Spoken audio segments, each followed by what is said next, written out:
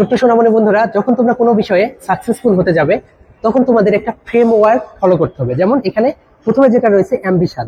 Ambition মানে হচ্ছে আকাঙ্ক্ষা। সর্বপ্রথম তোমার একটা আকাঙ্ক্ষা তৈরি করতে হবে।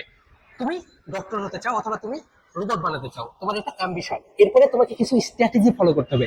স্ট্র্যাটেজি মানে তুমি কিছু কোর্স করতে পারো, তুমি যারা এআই নিয়ে পড়াশোনা করছে তাদের সংস্পর্শে যেতে পারো, কিছু স্ট্র্যাটেজি তুমি তোমার নিজের ভিতরে বিল্ড করবে। এরপরে তোমাকে টিম ওয়ার্ক করতে হবে, খুবই ইম্পর্টেন্ট। বর্তমান সময়ে কিন্তু আমরা টিম ওয়ার্ক করতে ভুলে গিয়েছি, রাইট?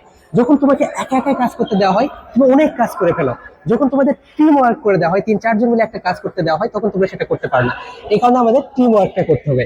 ফাইনালি তোমাদের প্রোগ্রেসটা ডেইলি ডেইলি আপডেট করতে হবে, অর্থাৎ দেখতে হবে তোমার কি প্রোগ্রেস হচ্ছে, আজকে কেমন প্রোগ্রেস হইলো, আগামীকালকে কি এমন প্রোগ্রেস হইলো, আজকে কোথায় কোথায় কি ভুল করলে সেটা আগামীকালকে গিয়ে সংশোধন করবে।